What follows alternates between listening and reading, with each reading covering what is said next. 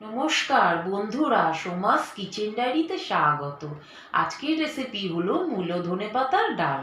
এর উপকরণ হলো লাগছে 100 গ্রাম মুসুরির ডাল, লাগছে 3টে মূলো, অল্প ধনেপাতা, হাফ চামচ হলুদ, হাফ চামচ চিনি, 1 চামচ নুন, কালো জিরে হাফ চামচ, একটা শুকনো লঙ্কা।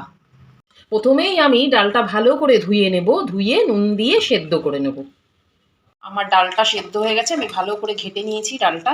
এরপরে আমি মূলোটা কেটে রেখেছিলাম সেটা আমি দিয়ে দিচ্ছি।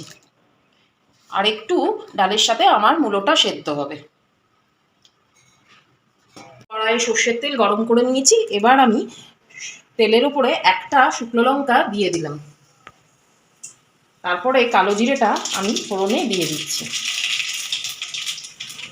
আমি ফোড়নটা ভালো করে নেড়ে নেব। আমি ফোড়নটা দিয়ে দিয়েছি, ডালটা আমি ঢেলে দিচ্ছি।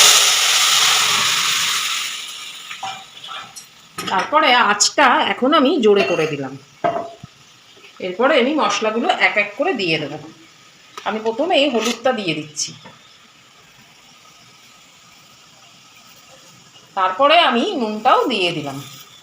এরপরে আমি চিনিটা রেখেছিলাম সবটাই দিয়ে দিলাম। এরপরে ভালো করে নেড়ে দিলাম। আমার ডালটা ফোটা শুরু হয়ে গেছে। এরপরে বাকি যে আমি ধনে পাতাটা দেখিয়েছিলাম সেই ধনে পাতাটা আমি কুচিয়ে দিয়ে দেবো ডালের উপরে। আমি ধনে পাতাটাও ডালে দিয়ে দিলাম। আমার ডালটা একটু ফুটবে 10 মিনিট, তারপরেই আমার ডাল কমপ্লিট হয়ে যাবে। কমপ্লিট হয়ে গেছে, আমার মূলও সেদ্ধ হয়ে গেছে।